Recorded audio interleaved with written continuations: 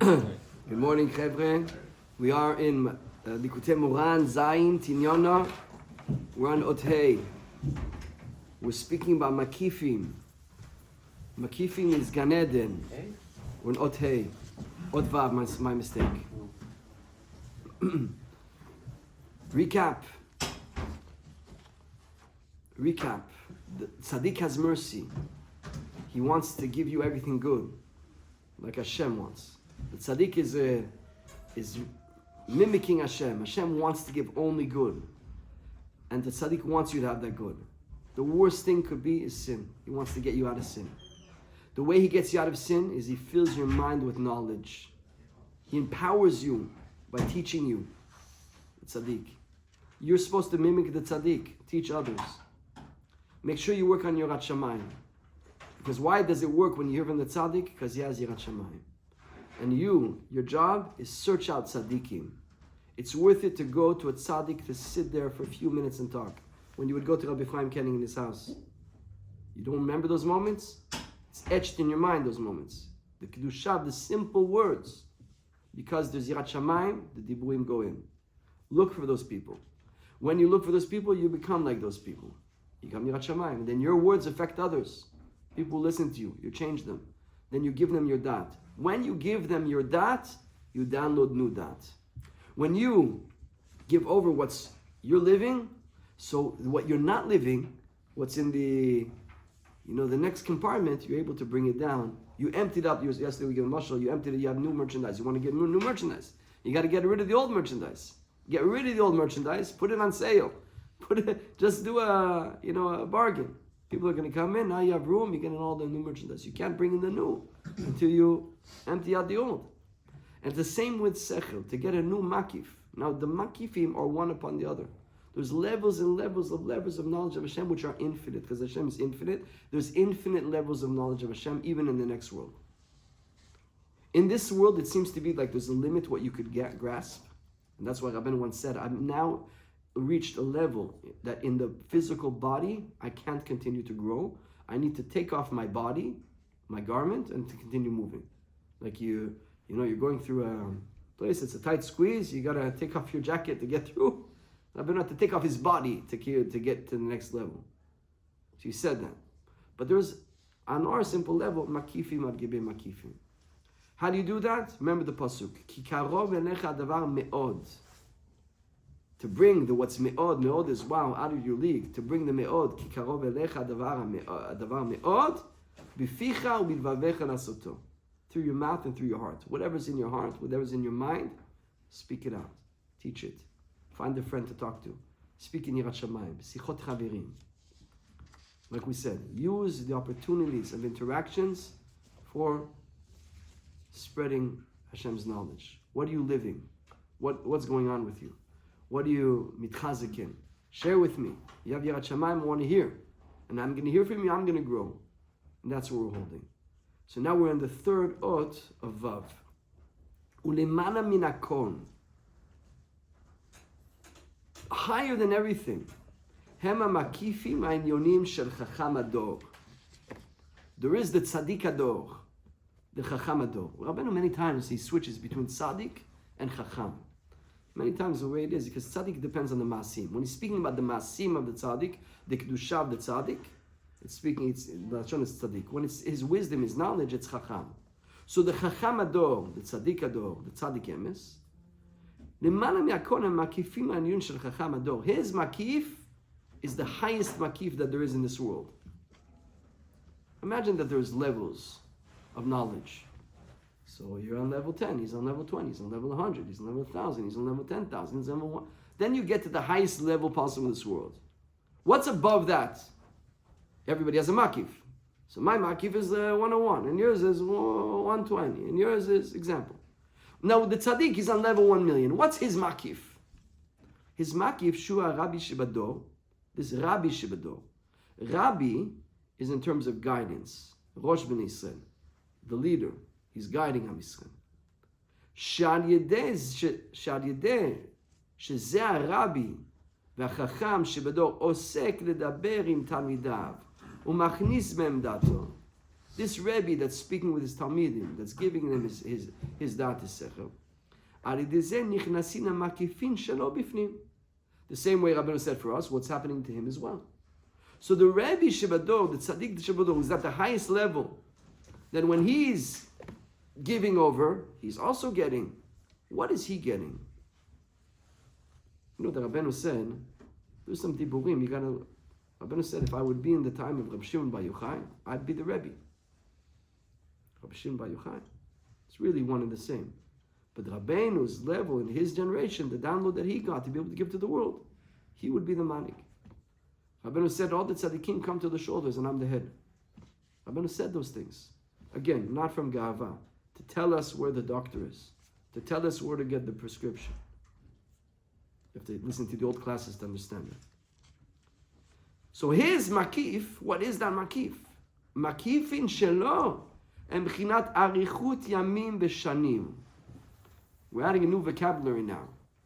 It's called arichut yamim b'shanim. Length of days, length of years. Kamakifim shelo, hem b'chinat olam haba. His makif is not a makif that's a sechel of this world. It's a makif of the sechel of the next world. He's tapping into the makifim, to the understanding, to the knowledge of the next world. Shu yomo shekulo yom shekulo aroch. That's called in Chazal yom shekulo aroch. The next world is considered a world where the day is completely long, endless. There's no time. Kisham hu nemana me'azman. There, it's above time and space. Time and space is a creation. Ki kol hazman shel kol ha'olam hazeh kulo, ma shaya, ma sheyeh, hu kulo ayin va'efes, keneged yom echad, ואפילו נגד רגע אחד של עולם הבא. 6,000 years of physical world that we know is nothing in comparison to one moment in the next world. Because there is no time. של עולם הבא שהוא יום שכולו ארוך. And let me tell you a story. Real story, documented story. I have the names of the Rabbanim and the name of the people. I think they changed the person's name, but the Rav who said the story knew the person. I have them. I have it at home. There was a man in France, a chashuv man. There was no mikveh in his community. I guess it wasn't such a frum place, but there was a few frum people wanted to use a mikveh. He decided to build a mikveh himself to save the ladies from traveling an hour back and forth. And on Shabbat, there's no mikveh. So he builds a mikveh with his hands. He pays for the expenses from his pocket. He had 9 children. While he's building the mikveh, his wife becomes pregnant. A 10th children, a 10th boy, 10 boys. He always wanted a girl, but he had a boy. The mikveh in his courtyard is up and functioning. It's good to go. Safety measures, of course. Protection, precautions. The child grows. 1 year, 2 years. Walking, crawling, running. One day the child's missing. Panic. Search the whole house. Panic. Search outside. Nowhere to be found. Get to the mikveh. You can already figure out the end of the story. The door was open. How is it unlocked? It's always locked. Don't ask. Child inside. Lo alechem, lo anenu, v'lo alechem. Catastrophe, tragedy, kvura, shiva, shloshim. No consolation. The father cannot get over it. There's even a Gemara that speaks about when you do a chesed with something, Masechet Bava Kama, Nun, that it can't be that you're going to have a tragedy from what you did a chesed. It can't be. How could he have a baby that died in the mikveh that he built? Nobody can give him any peace. No rabbi. He has a dream. After the month, if I'm not mistaken, maybe it was a little before. Comes to him a Bal Tzura, a Rav, light, white beard, not a regular, Hadrat Panim, Tzaddik. He introduces himself. I'm of the Balei Tosfot. Tosfot was a group of Chachamim, Gedolei Ador, that lived in France, different places, in the time of Rashi, about 1,000 years ago. They were Rishonim explaining the Gemara. There was like many Bal Tosfot, it's not one. Tosfot is the Balei Tosfot, the Rishonim in that school. Rabbeinu Tam is about Tosfot. The Rashba is about Tosfot. Anyways, he said, I came to explain to you what happened, to give you some peace. He said, I'm the baby. I'm the soul that drowned. And why? I'll tell you why. Because 1,000 years ago, he said that he was living in France and he was killed during the Crusades. The Christians decided that they have to make a holy war to go capture Jerusalem. And it was just a lot of thugs and hooligans and stealers and mercenaries that used the opportunity for the holy war to steal and kill and massacre and ravage. And so they're coming through France and they killed like a Holocaust. We had a Holocaust in France. So Rabbi Reddy says that the Torah was written in that time. Don't think that the Torah is not written in hardships. You can learn Torah in hardships. And said he was killed there in that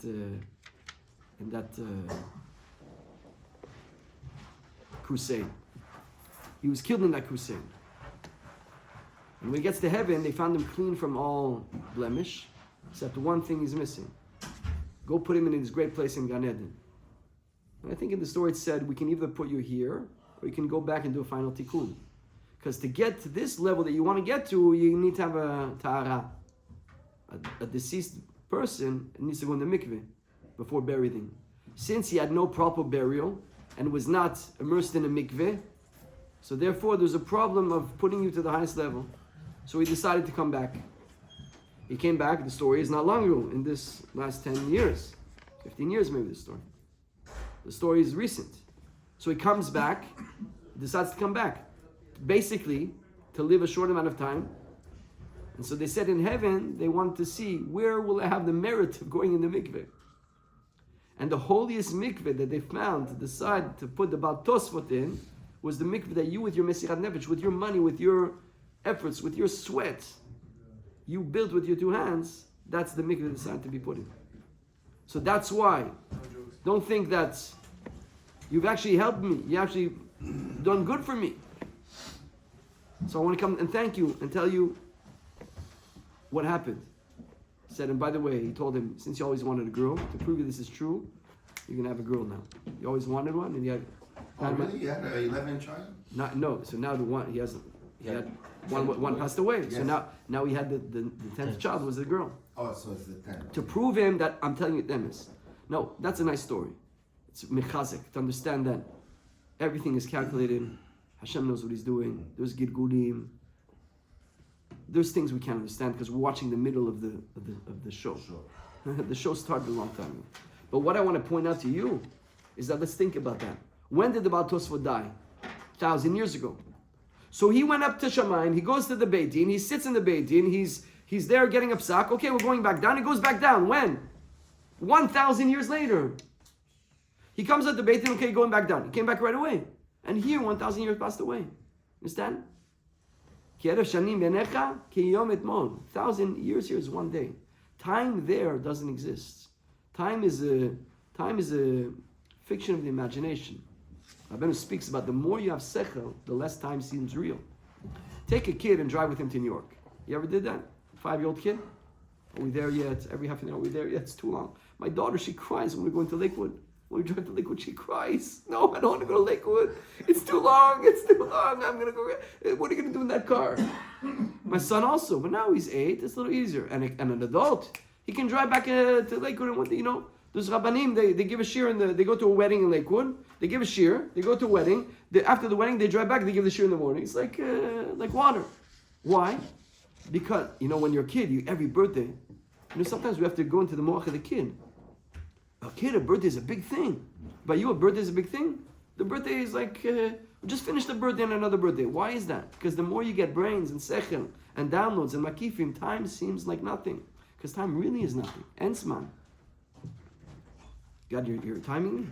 When we're 50, we're going to go back to 18. So our birthday doesn't count anymore. What I'm trying to say, Rabbi Yehuda, is that time here is an illusion. So the makif of the next world is limana min azman. And we're going to need to understand what that means. You need to know this for the next part. Sham en zman. Ki hu bichinat limana mi azman. There, the next world is above time. So what is time there? רק סדר הזמנים שיש שם. You need to know this. הם בחינת השגות של המקיפים. How is time determined in the next world? What do we call long, short in the next world? Is there time there? It's not really time. But what we determine, what we give the term time, there it's measured in hasagot of makifin, knowledge. Sheyesh makifin shem b'chinat yamim, v'yesh makifim shem b'chinat shanim. There's a makif there in the next world, which is a makif of a day. And there's a makif of a year. In other words, there's no time there. All there is new knowledge. So how do you measure advancement in the next world? Here you measure advancement. An hour passed, a day passed, a week passed, a month passed. We've advanced 1 year. There's no advancing 1 year. There's advancing in knowledge, in secher.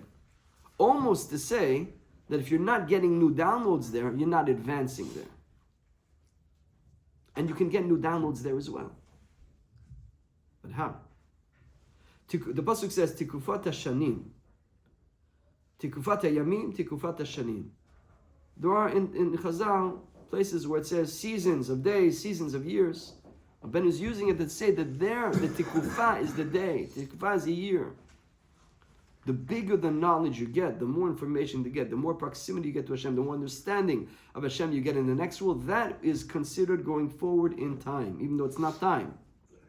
Just how do we know the difference between advancing? Well, you advance a small knowledge, not a big knowledge. You learned a letter, or you learned a parsha. You learned ABCs, or you learned Alphabet Gimel, or you learned Sefer Bereshit. One takes longer, and one takes shorter. So you can sort of use this to give a feel of what the next world looks like in terms of advancing.